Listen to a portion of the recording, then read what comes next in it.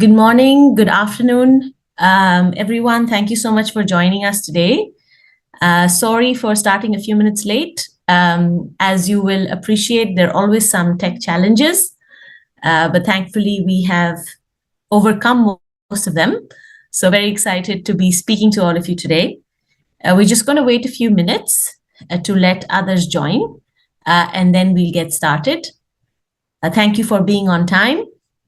We have about 75 attendees who are already with us, which is great. I know many of you are on leave this week, so thank you so much for making time to join our webinar today.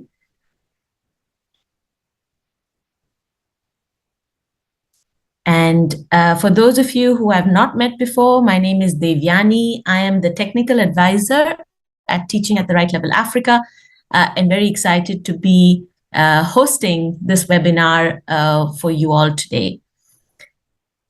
So I see we have about 80 attendees, so we'll give it another minute before we get started. While we're waiting for others to join, I'd like to share that we will have a series of presentations today, but we will have the opportunity to ask questions to all of our speakers, who I will be introducing in just a minute. For asking the questions, it would be great if you use the Q&A box.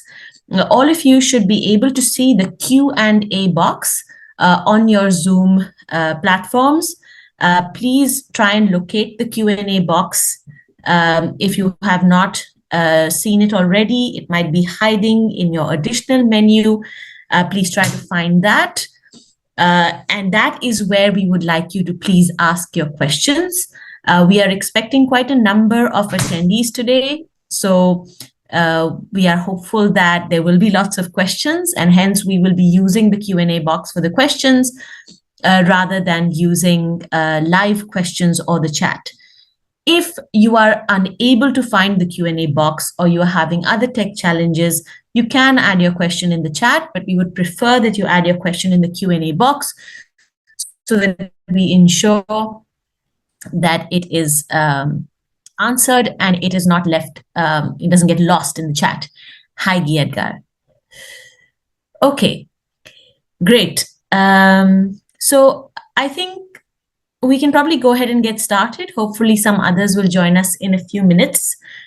So welcome everyone. For those of you who joined us in the past couple of minutes, my name is Devyani. I'm the technical advisor at Teaching at the Right Level Africa, and we are very excited to have you join us for the first in this series of webinars that we will be organizing over the course of the year. This is TaRL Africa's 5th year, so we're celebrating our 5th anniversary, and we thought it's a good opportunity to organize a webinar series to bring some of our partners, our experiences, and conversations to one platform and to share with all of you. So very happy to be doing this with all of you today. We will be sharing the recording of the session after the webinar, and we will also be sharing information on upcoming webinars which will be planned for the course of the year. So please keep a lookout for other webinars that are coming up, and if you find those topics interesting, we hope to see you again.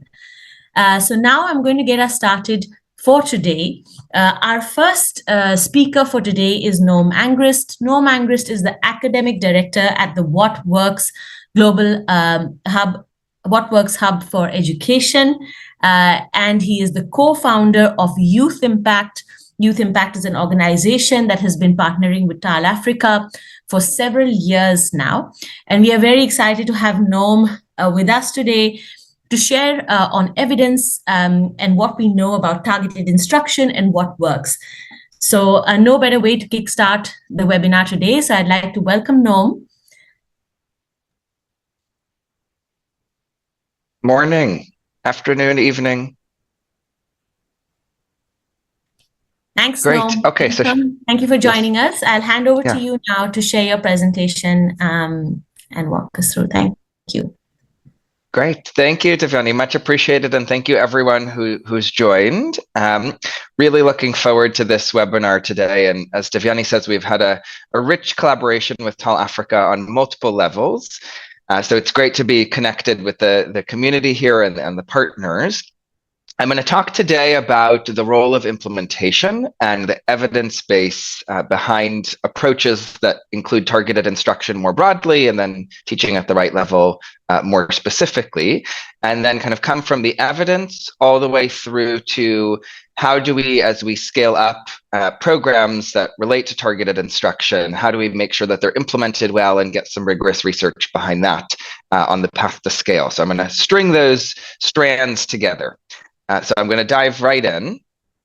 So what is motivating this? Of course, a lot of us know this very well, but as we know, many kids have increasingly been in school, and you can see on the left here a figure of kind of increasing enrollment rates and high enrollment rates around the world, but learning levels remain very low and flat. They haven't improved very much across many regions. On the right there, you can see flat learning levels, and in some regions like Sub-Saharan Africa, quite low learning levels. This is based on some work that I did with colleagues for the World Bank's Human Capital Index to measure learning worldwide and kind of map some of these trends. And so kids are in school and not learning. So there, as we know, there's this learning crisis. And there's many other figures that speak to this. So what works to improve the learning crisis? Well, there's a lot of things that don't work, unfortunately. So there's been a lot of evidence showing that some of the classic interventions like flip charts or grants or libraries, even textbooks, you would think that would be pretty important, have not really worked to improve learning very much. Even adding an extra teacher sometimes, reducing class size, these very popular interventions, a lot of evidence has shown have not worked as well as we thought. Computers in the classroom. So pretty disappointing news. We want to make headway on this learning crisis, but a lot of the popular things don't work very well. So that's the bad news. Now there's some good news. Approaches like targeted instruction have worked really well. So what are these approaches? And of course, colleagues will share much more about this. But the concept is actually a very simple concept. So many education systems are structured by grade level, grade 3, grade 4, but in practice, kids are not at grade level, right? There's a lot of variation in terms of what they can actually do. And so if the curriculum is targeting up at the top, let's say they expect these kids to know how to multiply and divide, the fact is actually very few kids know how to do that. 10%, 15%, obviously this depends on the context, but often it's very low. And so you're missing most of the kids, 90% of the kids just are not able to engage with the curriculum and what the teacher's teaching day in, day out. So it's very inefficient in the status quo. And so the idea is, instead of teaching to the horizontal, teach to the vertical, assess the kids, figure out what they do and don't know, group them by these proficiencies, and then teach to their level. Because that's the broad idea. Now, there's more specific models of this, which the TaL Africa team will talk about, but this is the concept of targeting instruction, and it's worked really well. Okay, so these are a series of evaluations across models, across contexts, across levels of scale. And what you can see here is across the board, this approach in its various forms is consistently very effective. 0.1 standard deviation and up across all these models. This is a very rare success story. Rarely do we see something work so well across so many models and across so many contexts. And just to put this in context, most educational interventions don't work at all. Over half have no effect in a review that we did. And the average effectiveness is 0.1. So the fact that you're getting such an effective intervention, again, across so much variety, is really extraordinary. So that's the good news. Here's an approach, and it seems to work very well. This has also gotten a lot of attention with a structure called the Global Education Evidence Advisory Panel, which I've been involved in producing some evidence for and I'm on the secretariat of. And it's this group of panelists who review the evidence, and it's a mix of academics and practitioners and across disciplines, and then produce these reports called Smart Buy reports. and they kind of lay out what is the state of the evidence in terms of what works. And there's been a few flagship reports, and you can see them here. So there's a recent one, 2023. There was one during COVID and one before COVID. And one of the approaches that these reports highlight, and these reports are also co-convened by various influential institutions like the World Bank, UNICEF, FCDO, USAID. So they have that kind of co-convening. And one of the approaches that these reports have highlighted is targeted instruction and teaching at the right level. So these reports organize various classes of interventions and policies into a few categories. Great buys, so these are really cost effective and have a really solid evidence base. Good buys, there's good evidence that these are cost effective. Promising but limited evidence, so things that we've seen have some evidence and some cost effectiveness, but there's a couple key questions maybe on scale or other things that were still needed. Effective but relatively expensive, so some things work but are just expensive and hard to scale. And then bad buys, and this is a really important one. This is where we have a lot of evidence that it doesn't work, and we probably should stop doing it and shift to something else, or really think twice about how we're doing it. So I won't get into all the categories here just for time, but I'm happy to come back to this if there's interest. But targeting instruction is a great buy. Okay, it's one of the great buys, and there's not many. There's 2 or 3. And so I already described some of the concepts behind this, but one thing that's exciting and that the panel was really excited about was not only that it worked and that it was cost effective, but it worked across models, government teachers, volunteers, in school, out of school. It sort of has this broader evidence base across countries of where and when it works. Now, it doesn't work. You have to have the context, right? So the kind of key pieces, and there's others, and again, colleagues will come in on this, as I mentioned before, kids should not be at grade level. That's when this is a kind of getting them up to grade level. You kind of want to depart from the curriculum. And there's a lot of variation. So there's a reason to group kids by level, because otherwise they're not getting the attention they need. It turns out these conditions hold in many, many, many, many education systems. But it's important to not just say it's a silver bullet. It's obviously the context needs to be one where an approach like this can work. It turns out that's the case many places. Okay, so this is an approach that's now scaling quite a bit globally. TaL Africa has been, behind this. As Devyani mentioned, Youth Impact has been a part of this movement, and we've been really excited to collaborate with TaL Africa and many other players too. Big multilaterals have gotten engaged. UNICEF's been really engaged. FCDO, you name it. The list goes on. So there's been a lot of exciting momentum behind this approach. One thing I want to say, so it's worked really, really well. And this is an unusual success story, but as you can see, there's still a bunch of variation. So one thing that we wanted to look at when looking at the evidence is, okay, in addition to kind of feeling good that this is probably going to work pretty well, how can we get to the top of these bars? How can we get to 0.75? What explains some of this variation? So we looked at the original data and evidence, and actually a lot of it was available, and we kind of dug back into it to see if we could make even more sense of this. And I'm going to cut to the chase and show you what we found. So this is a meta-analysis of looking at some of the original studies. And there's a few things that you can see. So each row is an effect size for a particular study and kind of its context. So that could be in Kenya, kind of a tracking activity, teacher camps in Bihar. So you can kind of see this. And we segmented it in terms of who did it. So was it teachers or volunteers? And then I'm going to show you another figure in a second. But a few things we can see. So when teachers did it, the average effect, which is that red diamond, was 0.07 standard deviations. So quite effective. So teachers can do this. Remember, 0.1 is kind of the average effectiveness in education. And we're seeing that teachers can do this. So that's exciting. Now, one thing you can see is the I-squared, and I won't get too technical here, but it's close to 0. And essentially what that means is the difference between these studies is not statistically distinguishable. So these are kind of similar effects across the studies, which means this is fairly generalizable. So that means you can be fairly confident when a teacher does this, you'll get a result similar to this. So that's good news. Sometimes we think, oh, it worked there, will it work here? This is suggesting actually there's something very generalizable about this result. So that's some good news. With the volunteers, what we're seeing, which is interesting, is the average effectiveness is 0.24, so really high. It looks like there's really kind of a double the average effectiveness of education interventions. But interestingly, the I-squared was really high too. It's almost 100%. So that suggests that these differences are quite different. They're not the same, actually. You're going to get a lot of variation with the volunteers. So that was really interesting. And so you kind of don't quite know where you're going to be on the spectrum, is what this data suggests when you use volunteers. Okay, so that's this initial figure.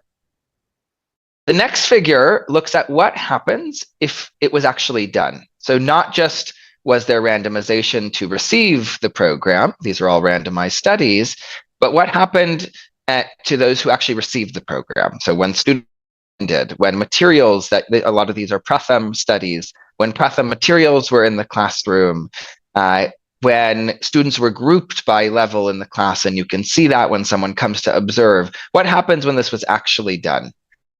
A few things that we see.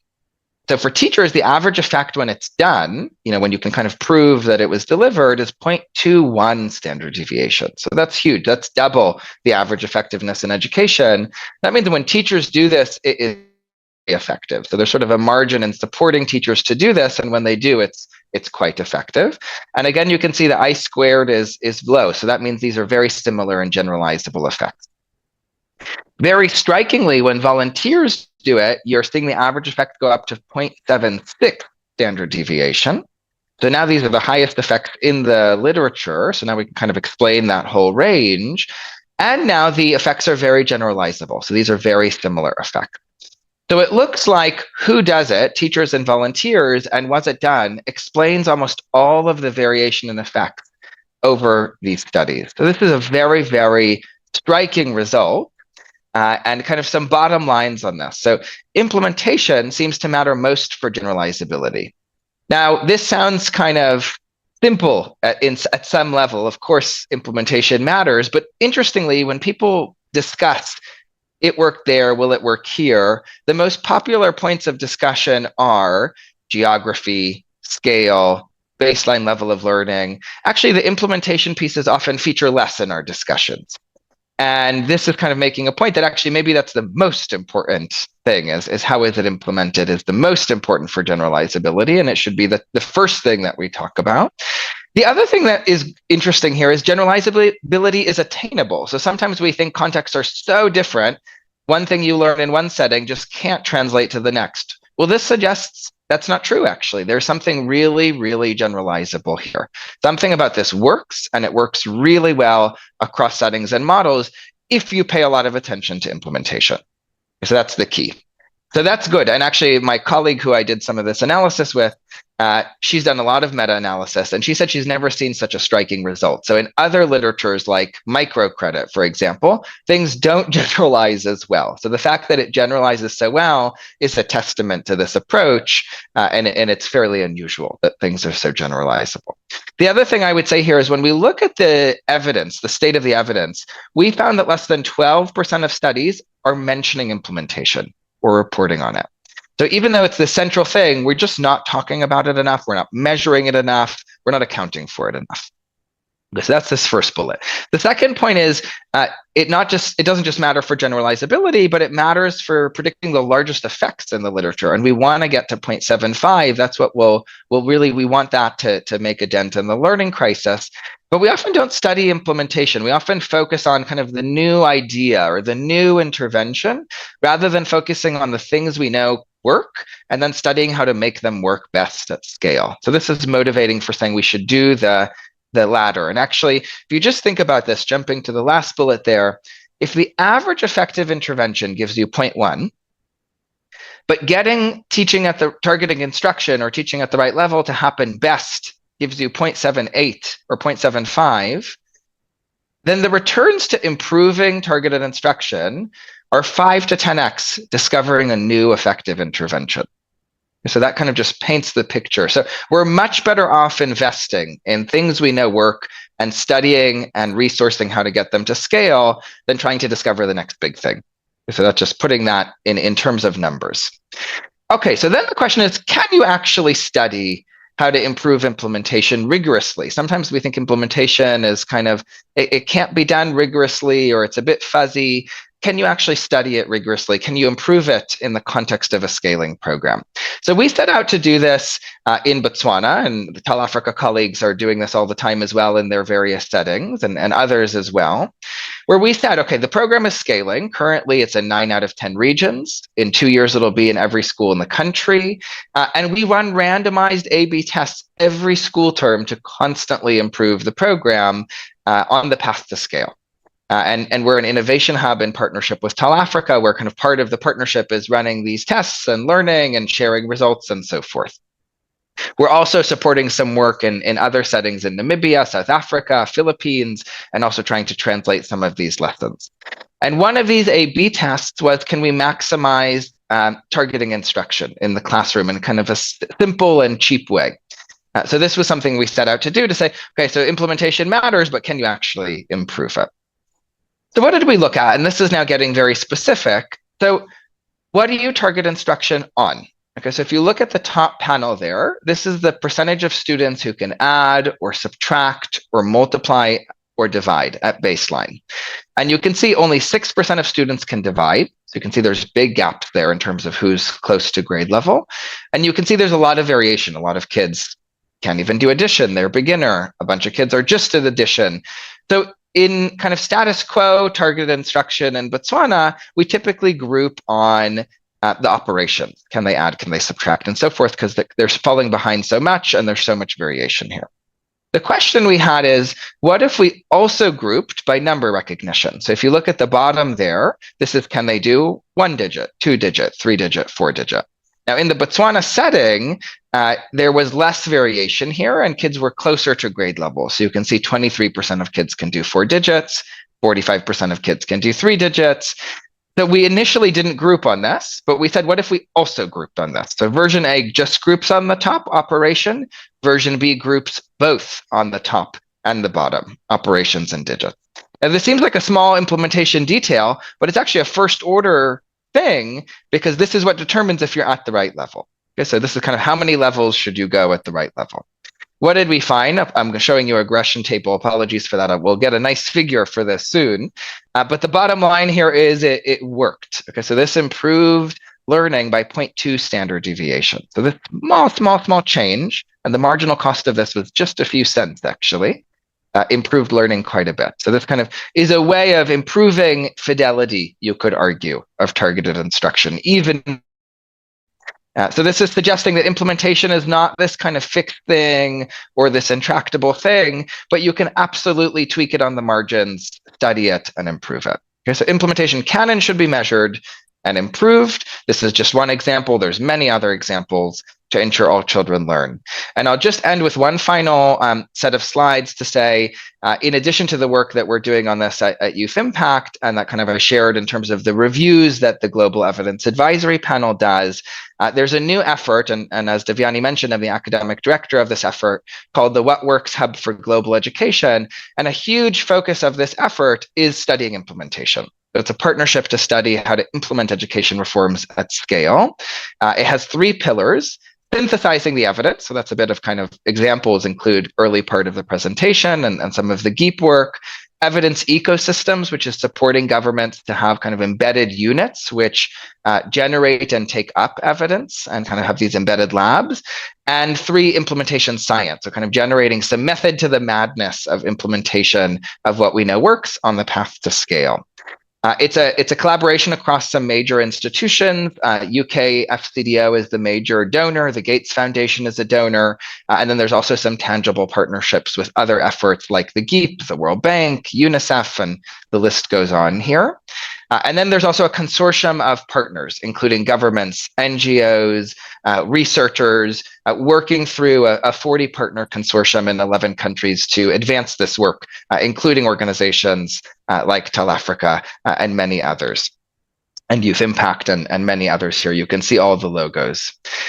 There is an intellectual framework that's emerging for this, and this is my last slide, and I'll end on this. which is trying to say what does it mean to do implementation science? It's a bit of a new concept in education. It exists a bit more in health. And there's sort of a few ideas that we've started to put out there. One is this move from efficacy to efficacy plus. So this move from kind of a controlled proof of concept to something you have a sense of, there's evidence now on it at larger scale, multiple models, multiple contexts, and government implementation. On the bottom there is this move from policy to practice at scale. So sometimes we have these high-level frameworks. How do we make sure those things are translating into things in the classroom? And then how do we connect the dots between these things? How do we ensure that the policy is informed by evidence in the first place?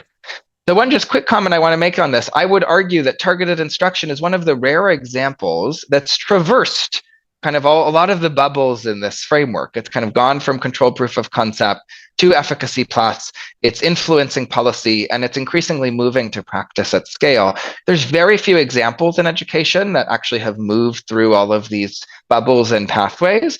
And one of the hopes is to engage with those things that are and support things that are kind of on the path to get even further through this process.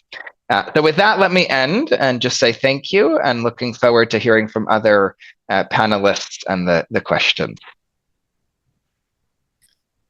Thank you so much, Noam. That was very interesting. And I see that there are lots of questions coming in the chat. Many questions specific to what you presented, but many broader questions as well.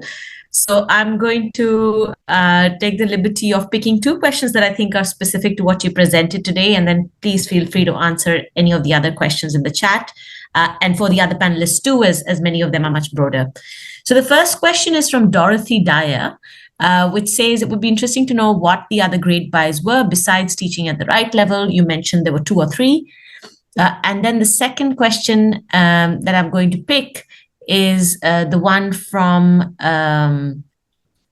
Daniel, which says, reflecting on the meta-analysis results, are there suggestions on what implementation measures might best be reported, accounted for, etc.? And then there are other very interesting questions as well, which I'd like you to answer in the Q&A box.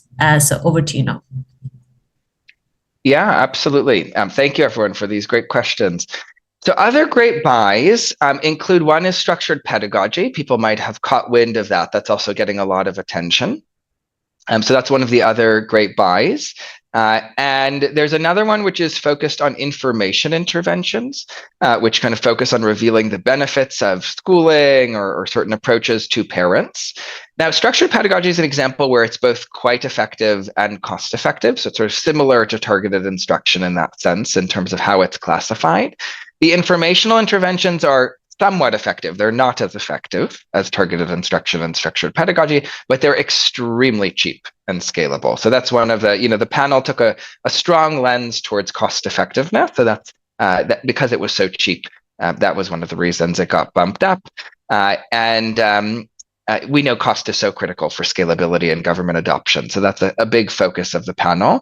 A bad buy, even though you didn't ask, but I think it's important, a bad buy is inputs only. So there's a lot of approaches which focus on inputs only. So it kind of relates to some of those earlier slides, like dumping laptops in schools or things like that, or textbooks without teacher training. There's still a lot of that going on, a lot of sort of procurement heavy gadget input delivery without the requisite teacher training and pedagogy.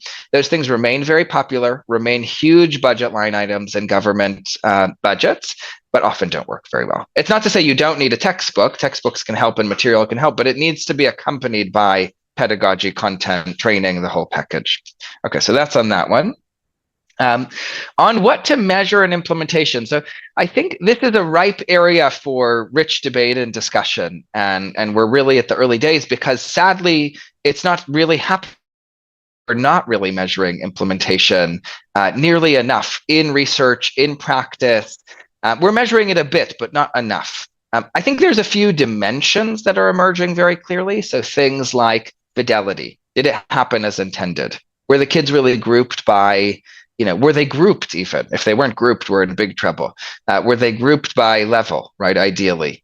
Were the materials that were expected here? So things around fidelity. I think another one is take up. Is it happening? Are people showing up? are people trying to do it? Now, they might try to do it and not do it as intended, but are they at least trying? Often there's a huge drop off there.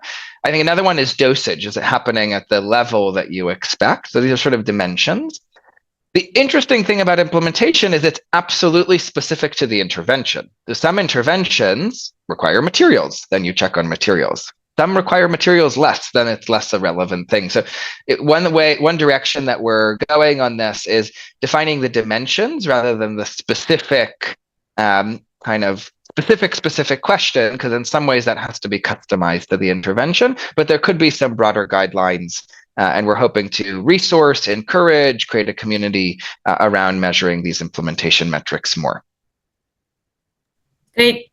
Thanks so much, Noam. And while you were speaking, there are some more questions in the Q&A box. So I'd request you to please take the next 5 minutes to answer some of the questions that you would like to. And I'd also request the other panelists to see if there are questions they would like to answer. But thank you so much, Noam. That was fascinating and really, really informative, and we're very excited that you could be with us today. I know people may still have more questions for Noam, so please do keep putting them in the Q&A box. And as I mentioned in the beginning, we will be sharing a recording of this session. For those of you who have joined us midway, welcome. This is the first of a series of webinars that is being organized by Teaching at the Right Level Africa as we turn 5 this year. And this is our first session, and Noam was our first speaker. So thank you so much for that, Noam. I'm going to now invite our next speaker, who is Ashleigh Morrell. Ashleigh is the Director of Programs and Partnerships at Teaching at the Right Level Africa and has been working on Teaching at the Right Level programs in Sub-Saharan Africa for many years now. So welcome, Ashleigh. And as a reminder, before I hand over to Ashleigh, please do put your questions for Ashleigh and other speakers in the Q&A box, and they will get to them after their presentation. We will also be having a Mentimeter after Ashleigh's presentation. So for those of you who are not familiar with Menti, do grab another device or another window on your browser, open menti.com, and my colleague Arlene will share the details in the chat on how to get into the Menti quiz after Ashleigh's presentation.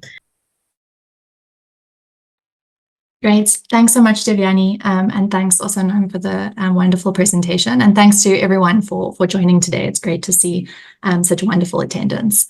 So I'm going to be talking a little bit about TaL Africa's journey and the work done together with partners to adapt the Teaching at the Right Level approach across contexts.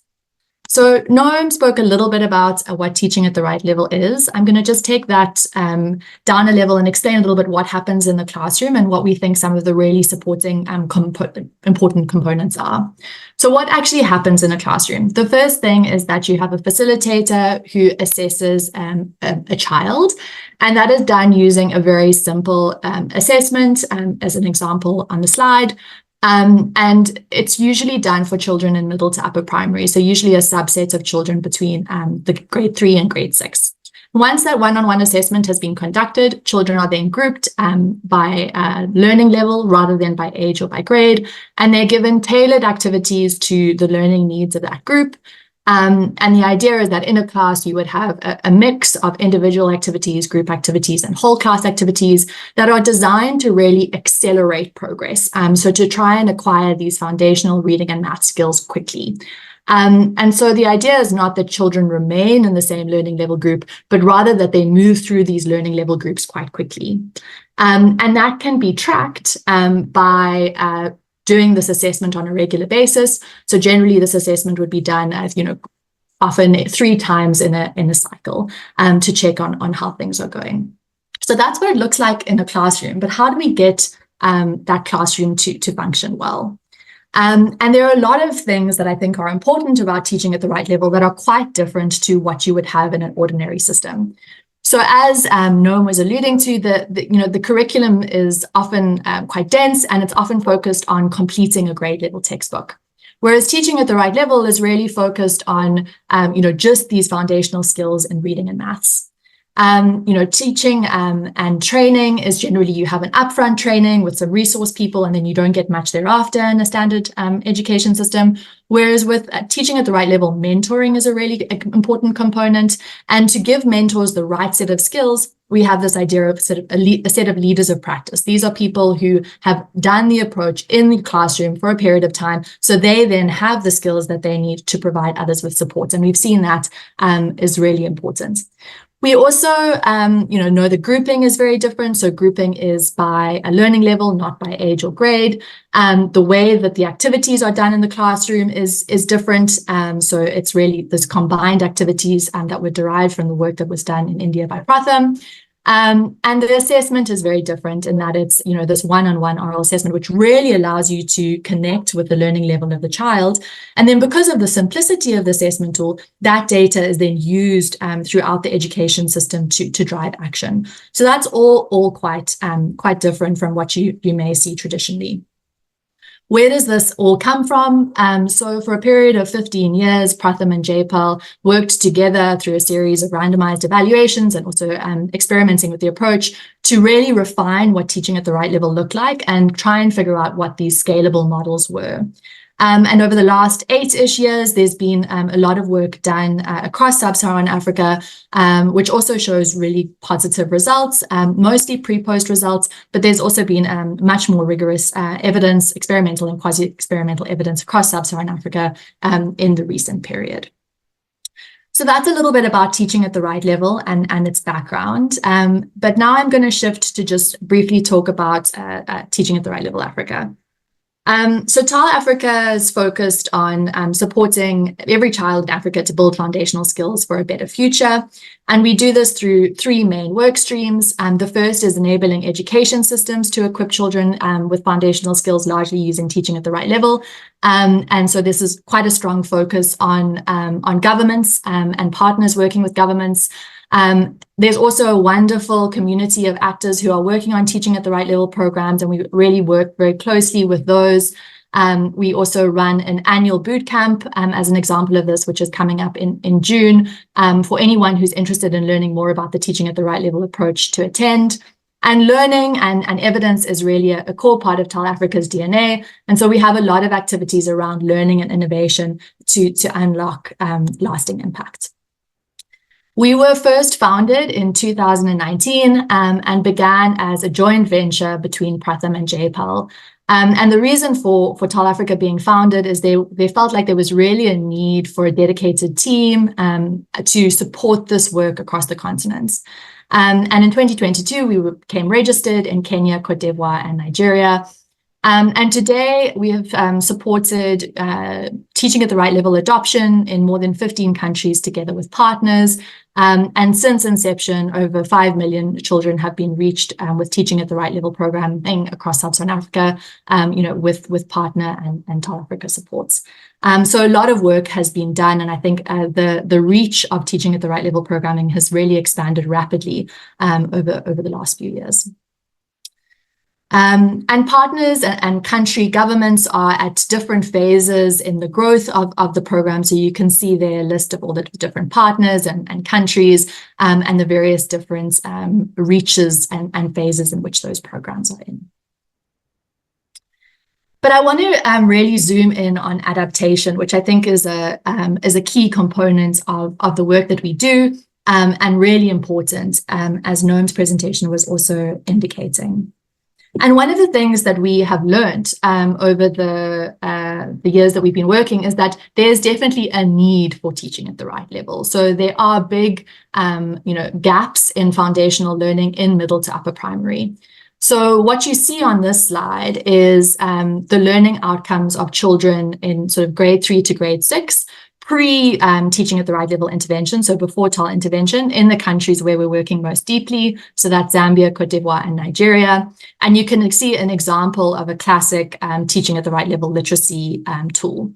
And what that green in the graph is showing you is the proportion of children in these middle to upper primary years who can read a simple paragraph or a story.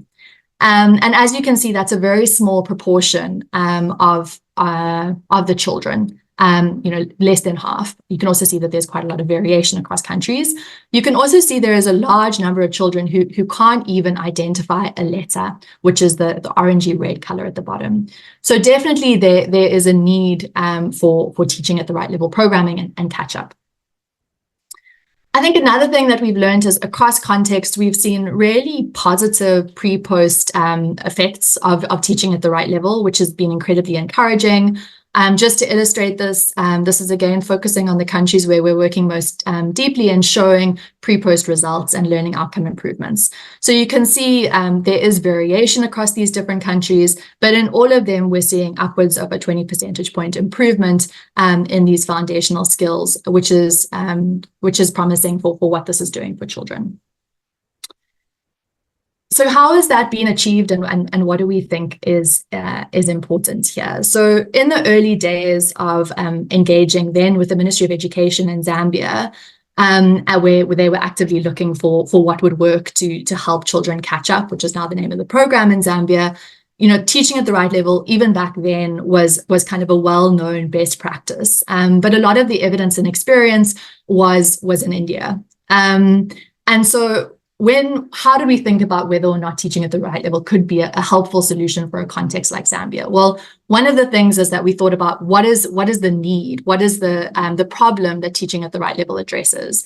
And these were actually quite similar across India and Zambia and now multiple other African contexts, which is that, there was a gap in foundational learning, a pretty ambitious curriculum, high stakes primary leaving exams. So everything, as Noam was illustrating, pushing to really teach to the top of the class rather than the majority or the bottom. And so that was common. And so definitely there was, potential for this to be relevant in other contexts. And as it has proven, it is relevant. But there's a lot of adaptation that is required because there are big differences between India and Sub-Saharan Africa, between all the different African countries in which we're engaging. So this adaptation process is key. And so in each context that we're working in collaboration with partners, we're trying to think about what is the language landscape in this particular context and how do we need to adapt approach and materials? What are other existing education approaches that are active and how is this going to work and integrate with those? What are the existing materials and resources and how can teaching at the right level leverage these? And what are the existing monitoring and mentoring systems? And how does teaching at the right level, mentoring systems hook into that? And that's been really important. And I think because of this process of collaboration to adapt the model means that across contexts, it can be a teaching at the right level program, but it can actually look quite different. So just to give a sense of this, for example, the PEC program in Côte d'Ivoire, this is a government-led program. It focuses on French literacy and numeracy. It's within the school timetable, conducted during the remedial period, led by government teachers for an hour and a half per day. So really integrated into that government system and delivered as the remedial approach, as is identified in the foundational learning strategy of the ministry. So that's one model. But to give you an idea of a completely different model, Yared's work in Uganda is really focused on refugee children and thinking about how can we use the teaching at the right level approach and activities to help accelerate children's learning so that they can enter the formal education system. So that's a very different use of teaching at the right level, but it's still doing the job of improving learning for the needs of that community. And then you can have another approach, which is the work that the DG Murray Trust is supporting in South Africa, which is saying, we're going to work with school kids in grades 4 to 6, but we're going to work with trained volunteers and we're going to work after school and we're going to work with a subset of children that really need this approach. So those are all very different. Kunieda will speak after me to the amazing work that Jaica has done to integrate this into school management committees. So there are lots of different delivery models, and there's quite a lot of flexibility around how teaching at the right level can be molded to the particular context. And of course, the delivery model is just one component. There are all these other support components, which we think are really important. So as we reflect on those, what do we think has worked well and what do we think are areas where we still need to do some more work? So on the materials, I think the simple set of activities have been now adapted across several contexts, which is actually pretty remarkable to reflect on. And wherever you go into these teaching at the right level programs, they can look quite different from a delivery perspective, but the classrooms always have the same feel, and it's always kind of a fun environment if you're seeing a good TaL class, which is great. And I think the way the program has been designed is that there's quite a lot of freedom for teaching at the right level instructors to choose the activities that are appropriate for their class. And that means that you can be quite responsive to the learning needs of the children.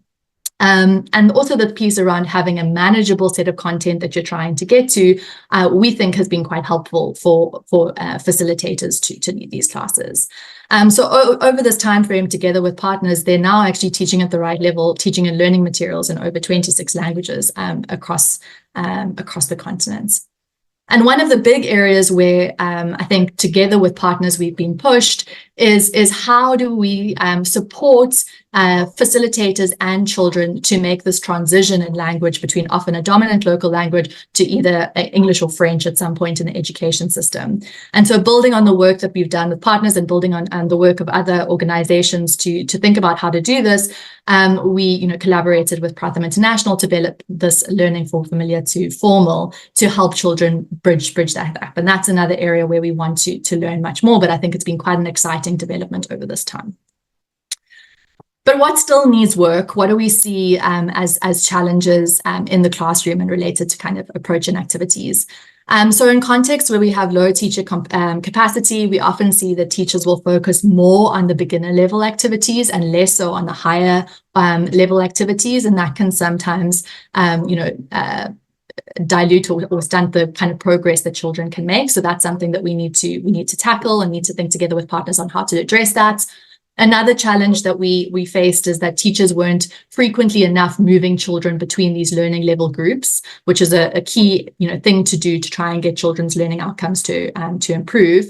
And so one of the things we're doing now is actually collaborating with Youth Impact in Nigeria to look at a checkpoint system that they had developed in Botswana and think about how that could be potentially simplified for other contexts and used to help children prompt teachers to move children to higher level groups. And then we also see that, teachers battle to create their own lesson plans or don't do so enough. And so I think we also need to think about, ways in which we could potentially support that more or potentially create more structure, which is something we are also exploring. Another kind of key support component of a teaching at the right level program is teacher support and mentoring. And I think it's a well-known best practice that mentoring is a good thing, but how do you get it to work within education systems at scale can be pretty challenging, or at least we found it pretty challenging. So one of the things is that often you have in-person mentoring. That's often what government systems are usually employ, but that can be pretty costly, especially in contexts where schools are far away from one another. There isn't good public transport. It can be expensive. And so technology provides one way in which, that cost could potentially be reduced. And there are a number of technological solutions that we're trying to pilot and test to see whether that could help. But of course, we don't know whether this would really fully be a substitute for the work of in-person mentoring. Maybe it'll just be a complement. And I think the other interesting thing that we are exploring now is just how do we ensure that that peers are sufficiently leveraged? So there was this really interesting work that was done in Zambia, qualitative research work, which was done, and what teachers said they valued the most was actually support from peer teachers, not necessarily a cluster level or a higher order mentor. And so how do we structure that a little bit and utilize that as another area for exploration? I think the other thing that we've really kind of had to reality check on ourselves is really think, what is the support that teachers actually need? And it might not just be, how do you do this pedagogy in the class? What we found through some assessments is that often teachers themselves don't necessarily have the foundational skills that they're trying to impart to others.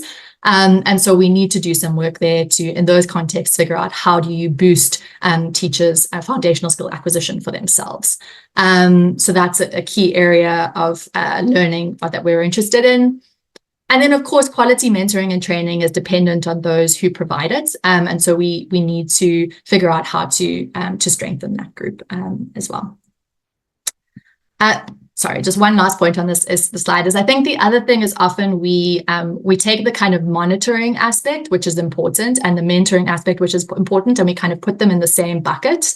But actually, I think there could be different ways of delivering these two different components, which are important for different reasons, which are also ways of potentially reducing cost. And finally, I think this huge piece of teaching at the right level, adaptation that's ongoing, is thinking about how does one actually institutionalize teaching at the right level into government systems. So if you think that there will always be the need for some kind of catch-up within an education system, which we believe there will be, hopefully far fewer children, but still some kids will require catch-up, how does one institutionalize this? And so here, we're exploring together with government partners, how do you integrate this into government budgets? There's been some government absorption of costs across some of the countries in which we're supporting, but more needs to be done. Which are the line items which could support this in the long term? From a governance perspective, this is also an area where we've thought quite hard about how we can support the creation of structures and systems to enable government to be in the lead of decision making and strategy, and that the right people are involved. But again, more needs to be explored. When we think about how teacher training and support is currently provided, there's a heavy dependence on in-service teaching, but that is costly and it can't be the long-term solution. So how do we integrate things into pre-service? And then what is the kind of top-up training mechanism within schools is something that we need to explore as well. Thinking also about measurement. I think the teaching at the right level assessment tool is just, I think, extraordinary in terms of the quick visibility it gives you on what the learning needs are. But there are, of course, other foundational learning assessments that are operating within the education system. So how does teaching at the right level, integrate within those? And then also thinking about, if there are early grade approaches to foundational learning, and then there are later grade catch-up teaching at the right level approaches, what are the linkages between these different approaches? And could that really boost systems, education systems absorption, but also the child's kind of experience. So just to wrap up, I think teaching at the right level is ever evolving. It's wonderful to see it, together with all the partners in the community to see it effectively adapted in more than 15 countries now. And I think what's special is that it does look slightly different in different contexts, and that's sort of part of the magic, is ensuring that it works for the context in which it's operating, and kind of the collaboration in what that needs to look like is a really critical piece. But we're also always learning and striving to do better. And I think one lesson for me personally has been that the adaptation is never complete and is kind of part of an ongoing journey. So with each of these support components, materials, teacher support, measurement systems, there's continuous tinkering that I think needs to be done on that, and it can always be refined and to Noam's earlier point, kind of improve implementation. But I think this next big piece of real kind of adaptation that is required is around, how is it institutionalized and sustained in the long run through governments. Thank you very much. Thank you so much, Ashleigh. As you were speaking, there are lots of questions coming in the chat. And I know some of our colleagues, Noam has been answering some questions. Some of our colleagues from TaL Africa are also doing so. So I think lots of interest in what you just presented. So thank you so much for sharing. I apologize that we won't have time to take questions right away, but we will come back to some live questions after the next presentation. But thank you once again, Ashleigh, for giving us that amazing overview of what's happening with teaching at the right level in Sub-Saharan Africa. I'm now going to invite our next presenter, who is Nobuhiro Kunieda.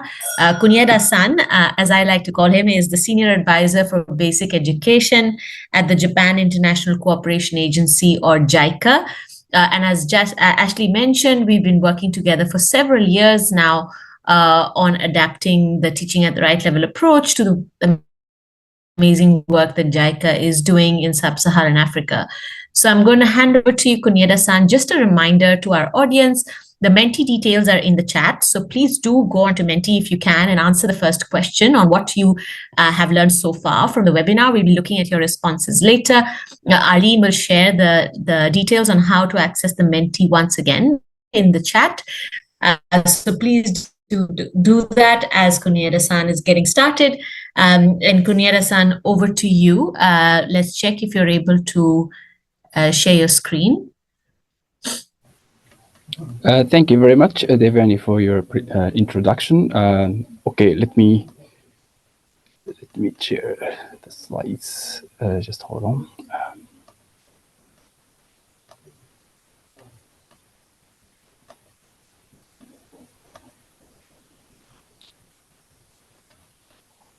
Can you see the slide?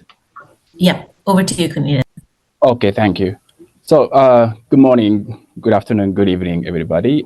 So my name is Kunieda. I am Senior Advisor for Basic Education based at Jaica headquarters. I'm very much honored to have this wonderful opportunity to share with you our evidence-backed experiences to ensure foundational learning through what we call community-wide collaboration in Africa through a program called School for All. So as said, since 2017, Jaica has been working in collaboration with TaRL Africa, even before its official launching, through co-organization of experience sharing workshops, conferences, implementation of TaRL integrated learning improvement models in several countries, especially in Niger and Madagascar. So let's see what we can learn from TaRL Jaica collaboration.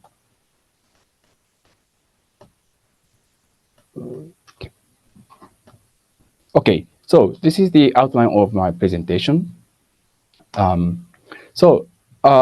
Just in case my connection will be interrupted, so let me just share what I would like to share with you today.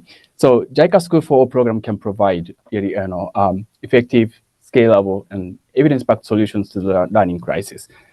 And also teaching at the right level, integrated learning improvement model, what we call PMAC-TaRL, can ensure foundational learning through community-supported remedial activities, especially extracurricular remedial activities. And also, we have a model called foundational model for enhanced school management, so which helps establish institutional foundations for making PMAC-TaRL sustainable and scalable through community-wide collaboration. I don't have to explain this to you, as I know that most of you know about it better than I do, about the learning crisis. But the girl in the photo, grade 4 in a rural school of Sub-Saharan African country, was trying to mobilize all the fingers to solve grade 1 math problem. So unfortunately, she was not the only one, as you know, suffering from this crisis. So the situation existed even before COVID-19 pandemic. What is causing the learning crisis? So the WDR, or the World Development Report 2018, gives 4 factors as immediate determinants of the learning crisis. For example, unskilled, unmotivated teachers, unprepared learners, school inputs that don't affect teaching and learning, and school management and governance that don't bring these factors together. So in other words, we will not be able to solve or overcome the crisis unless all these factors tackled.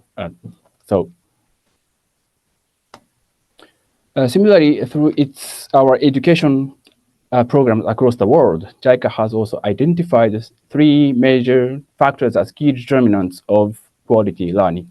That is, for example, active or engaged learning time, effective learning materials and environment, and effective teaching and learning facilitation.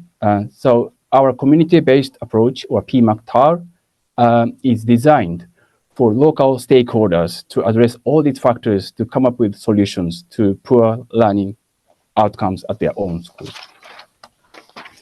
So since its launch in Niger in 2004, our School for All program has been contributing to better schooling and learning for all for more than 70,000 primary and junior high schools across 10 African countries so far. So among these countries, Niger and Madagascar have been our front runners in piloting and scaling up TaRL integrated learning improvement model, or PMAC-TaRL. Other countries such as Djibouti and Malawi are at an initial piloting stage. And in addition, we have been discussing with TaRL Africa, as earlier presented by Ashleigh, to see whether and how TaRL Africa intervention in Côte d'Ivoire can strengthen community engagement for better outcomes in collaboration with Jaica. So, well, these are some of the photos showing community-supported remedial activities across the countries, including TaRL activities. Here are some examples of community-supported activities beyond foundational learning. All of these have been implemented as part of school management committee action plans. So here are some of the results from community-wide initiatives to improve foundational literacy and numeracy with evidence. First, let us take a look at the case of foundational literacy in Madagascar.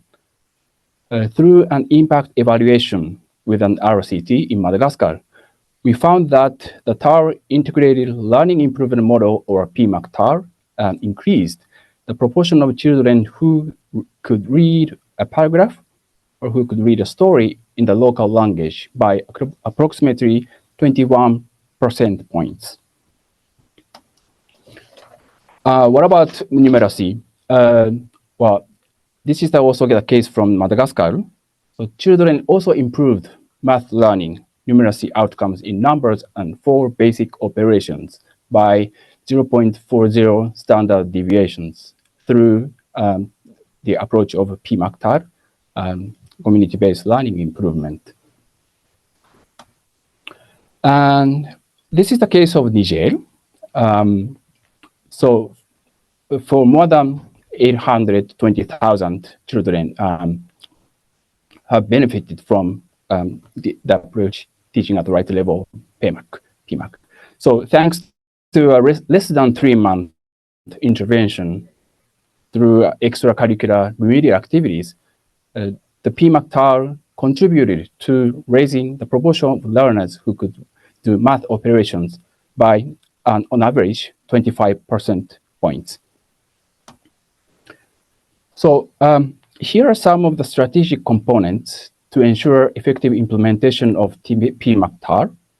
First, the program ensures that the SMCs to be established through a democratic process to serve as institutional foundation, which is widely trusted and supported by the entire community.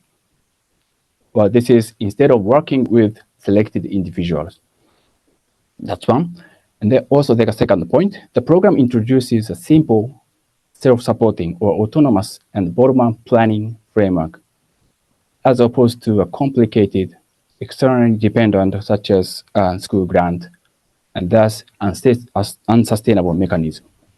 So that's a difference.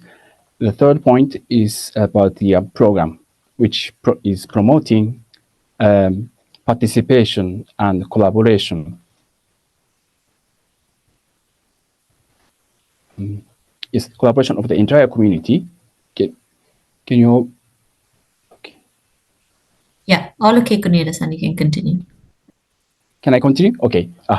Yeah. So this program promotes participation and collaboration of the entire community, including teachers, parents, and community members, rather than imposing responsibility on somebody's shoulders, like, for example, parents or teachers alone. So we don't say that, okay, teachers should do this, or a parent should do that, etc., etc. So this is an annual plan, do, check, action, or PDCA cycle of community-wide collaboration proposed under the School for All program. Just quickly, the cycle starts with the election of SMC members at the Community General Assembly, stage 0. This is as a prerequisite according to the SMC members' terms of office.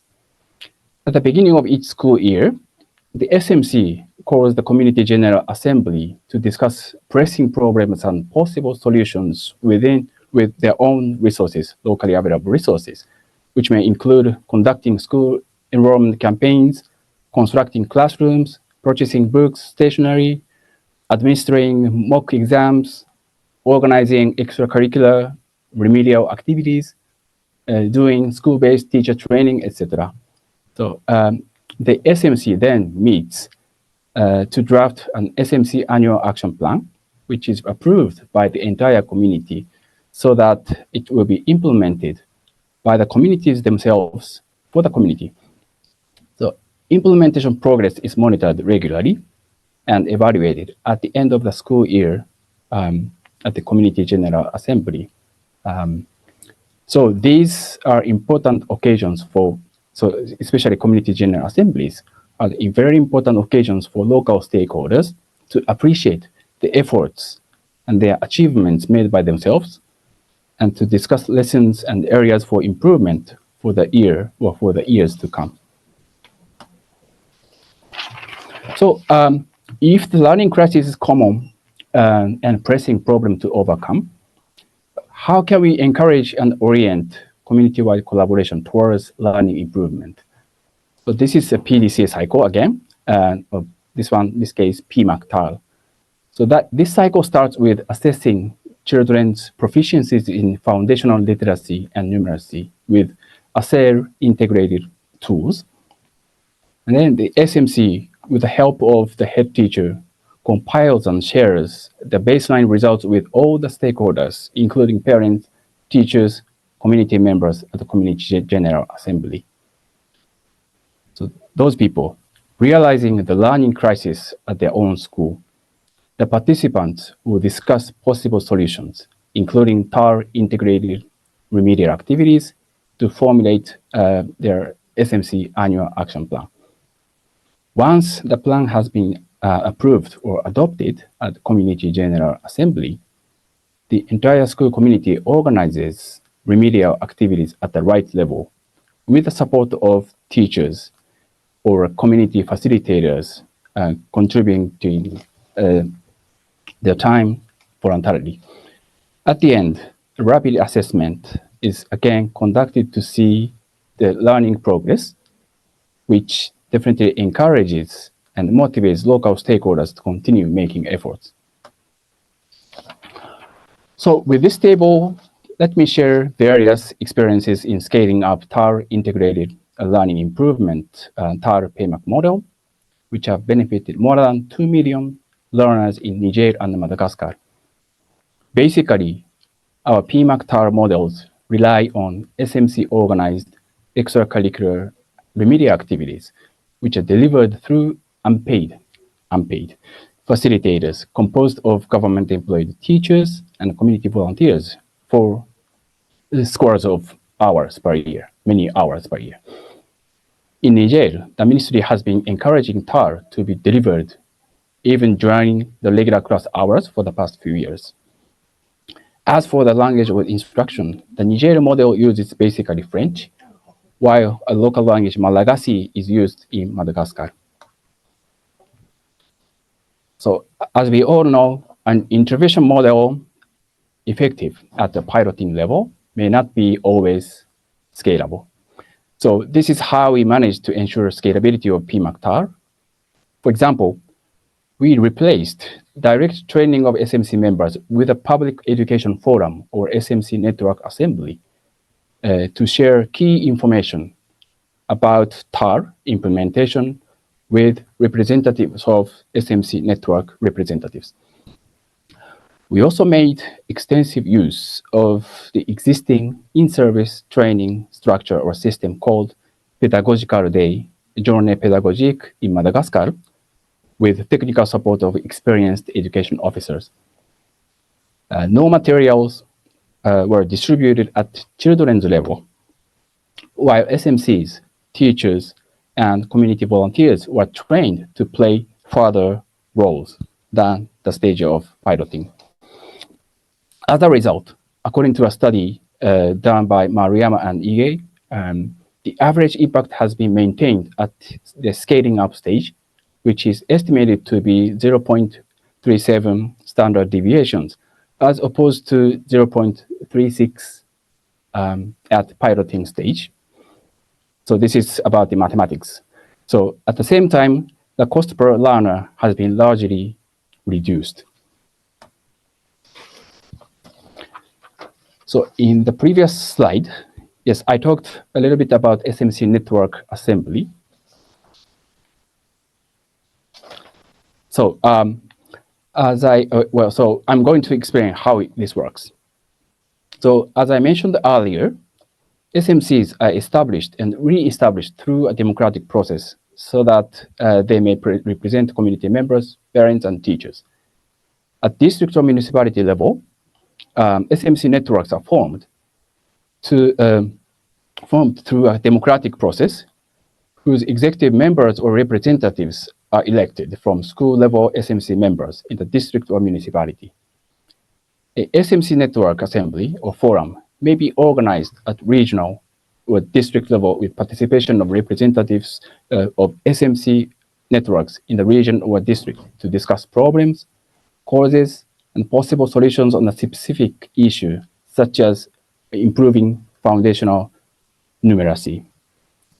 At the end of the network assembly or forum, the participants adopt or approve a resolution and make a commitment to ensure the resolution of the forum or assembly is shared with the networks which they represent, and put this information or this message into action, such as organization of extracurricular remedial activities with TaL. So this is how the assembly resolution is shared with all school-level actors. Once a network assembly has been organized, the representatives of SMC networks will organize the respective general assemblies with participation of school-level SMC representatives. Then these SMC representatives will organize the respective community general assembly to share the resolution of regional or district network assembly with all school-level stakeholders, such as community members, parents, and teachers. So, well, in conclusion, the same things as I discussed earlier, but Jaica School for All program can provide effective, scalable, and evidence-backed solutions to the learning crisis. And PMAC-TaRL can ensure foundational learning through community-supported remedial activities. But the foundational model for enhanced school management helps establish institutional foundations for making PMAC-TaRL sustainable and scalable through community-wide collaboration. Thank you very much. Thank you so much, Kunieda-san. It's always so fascinating to hear about the work that Jaica is doing in various contexts and the scale that you've been able to achieve along with effectiveness. So thank you so much for sharing your insights. I'm now going to invite Ashleigh back on the screen as well so that we can take some questions together. So Kunieda-san, there were some questions on collaborating with Jaica. So I'm going to leave those for you to answer in the chat later. But in the meantime, if you have questions on what Kunieda-san presented, please do add them in the Q&A box. Till then, we'll get started with Ashleigh. So Ashleigh, one of the questions I picked out, which I thought would be nice to hear your response on, is from Jaica. It says, it'll be great to hear what sustainability looks like in countries where TaL programming is being implemented in government and community-led schools. Big question.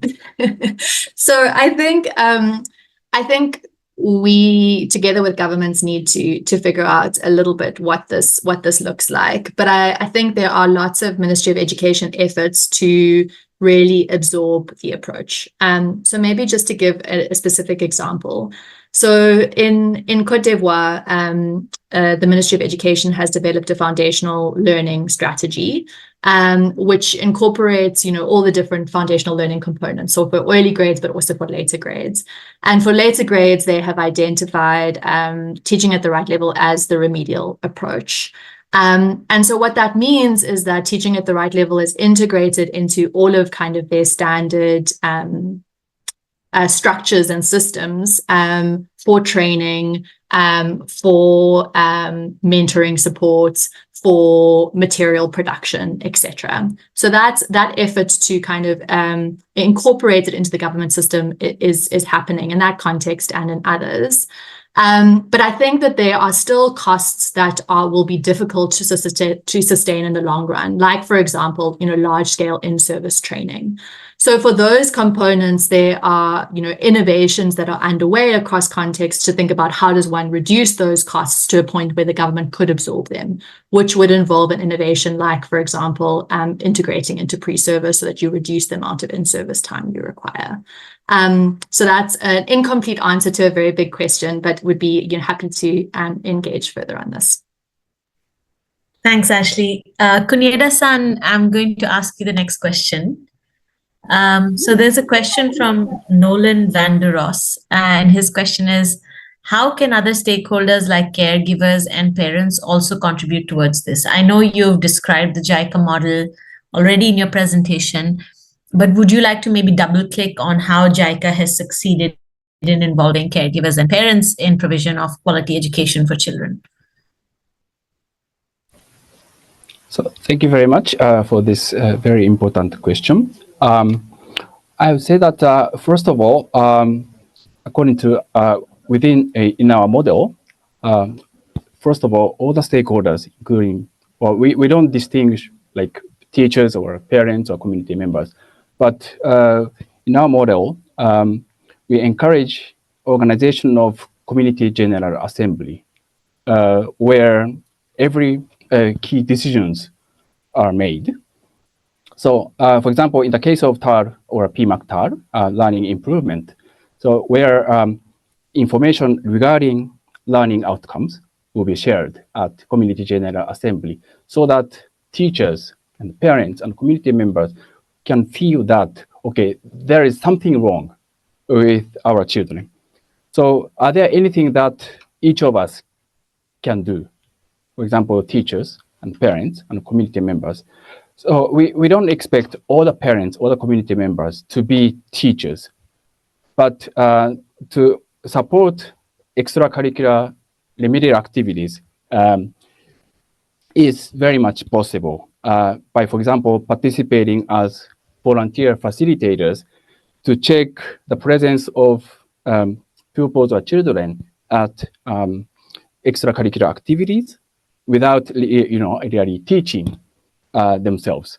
So, and also there may be other people who can monitor the implementation itself of remedial activities. So that way, or even contribute to support teachers with different means, like, for example, supporting teachers with some, food, for example, etc., etc. So anyway, we don't expect everybody to play the same role as teacher, but there are many things that can be done by the teachers, by the parents, by community members.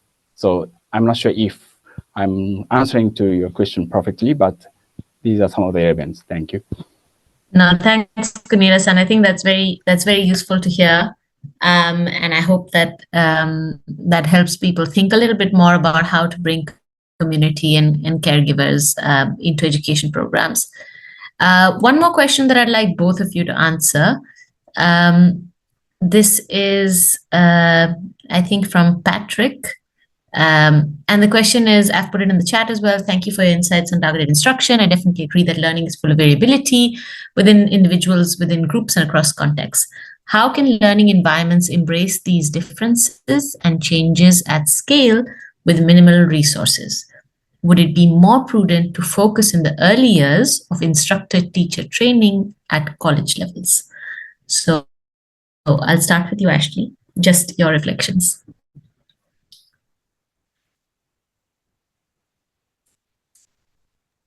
Thanks very much for the question.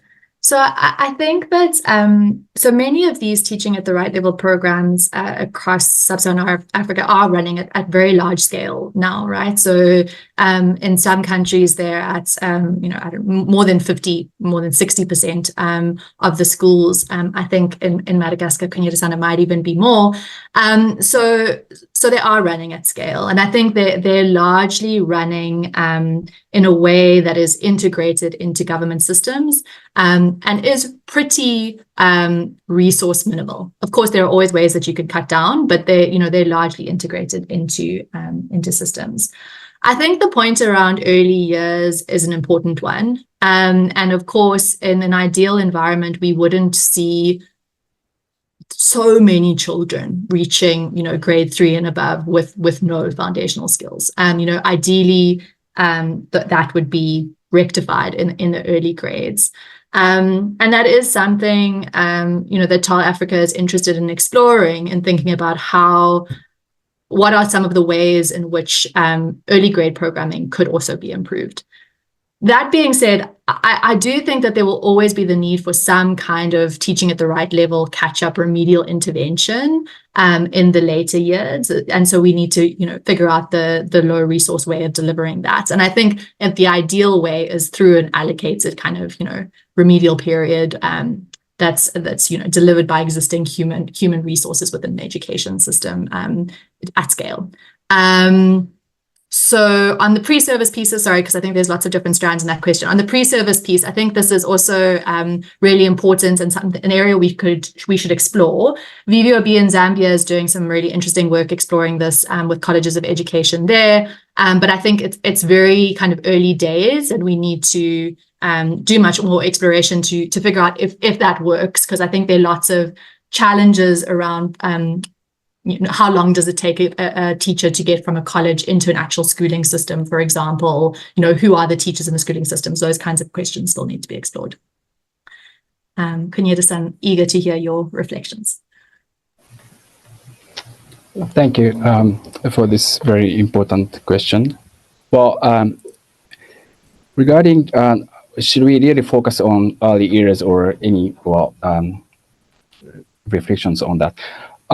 Well, at least in our model, community-based approach, it is not Jaica or external partners who pay or who provide resources to implement TaRL integrated activities. So it's themselves, teachers, parents, and community members who are willing to provide their own resources.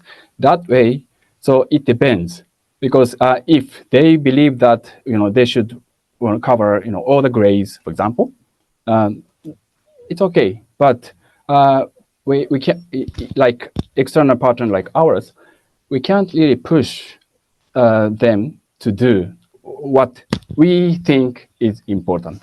So it depends on the availability of local resources.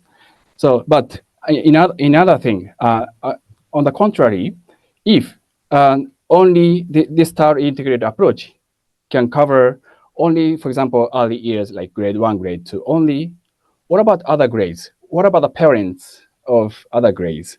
What would they feel? So that way, always there need to be, we need to really, think about the balance between what should be done and what in an effective manner. Simply because this is based on community participation. If some parents feel that, okay, we are not concerned, then they wouldn't really, continue contributing to implementation of activities. So there is no clear answer, but depending on the availability of resources, we should definitely focus. But another other aspect is also there. Yeah. Thank you. Thank you. Thank you so much, Kunieda-san. Thank you so much, Ashleigh. And thank you so much, Noam, for your insights today. There's still a lot of questions in the Q&A box. So if you can take the last few minutes as I wrap up to please respond to some of those questions, that would be great. But once again, a big thank you from all of us at TaL Africa for speaking at this session today, for sharing your insights. And of course, to all our attendees who made time to join us today. As I mentioned, this is the first of a series of webinars that Teaching at the Right Level Africa is organizing as we turn 5 this year. We will be sharing information on upcoming webinars over email. So please do register for those that you find interesting. We will also have information on the webinars on our social media channels. So if I can please request my colleague to share the Menti details now. I know many of you have already been responding to the Mentimeter questions, so thank you so much. But for those of you who have not yet, please log in to menti.com and use the code 49474525 to share your responses to the 3 questions we have there. And I'm going to be sharing your responses on the screen in just a minute. And on social media, if we go to the next slide, please do follow us on Instagram, on X, and on LinkedIn. Here you see our social media handles on the screen. And if you have any questions, please do reach out at info@teachingattheright.level.org. As I mentioned, we will be sharing the recording of the session, and we will check in with our panelists. If they're comfortable to share the slides as well, we will do so. So thank you once again for joining us. Before I leave, I want to share some of the responses that we received on the Mentimeter. So Arlene, if I can ask you to share what are some of the responses that we are seeing from our attendees today? So the first question was on what is, share one word to describe what you have learned, gained so far from the webinar. Arlene, I'm happy to share my screen as well. Yep. Okay, great. Sorry, I think you can stop sharing. I'll share, Arlene. So interestingly, a word that came out is empowerment, which is very interesting, and I'm excited to see that. We saw a lot of things about mentoring, implementation, fidelity. Someone actually mentioned the checkpoint, which is interesting. Assessment. People found the webinar insightful, which is great. Children can learn. That's fantastic. Ideas, scale, enlightening. So thank you so much for everyone who's sharing your thoughts on what you have learned, Kate, so far from this webinar. Reflecting on today's webinar, what was the most significant takeaway or insight regarding TaL in Sub-Saharan Africa? So here you see some of the approach responses: results-based approach, flexible and adaptive, scalable. That's great. Inputs alone don't work. That's very important. Confirming that the approach is effective and a cost-effective way forward. That programs are attainable in different contexts as long as you properly consider the actual context and implementation. And it's great to see the evidence here for that. Understanding just how effective the TaL approach is, fantastic. Evidence-based approaches are not costly or impossible. Very interesting insights from all of you. So please do continue responding to this Menti. We'd love to hear what your takeaways or insights are. And would you like to attend more such webinars? It would be great to hear again. The Menti will be open for a while, so please do log in and share with us your responses. And I know we are 2 minutes over time, so thank you once again for joining us today. It's been a pleasure, and I look forward to being in touch and to seeing you at future webinars. I'd request those who would like to leave to please drop off, and I'd request our speakers to continue to respond to some of the open questions that we still have before we end the webinar for today. So thank you once again, and have a great week.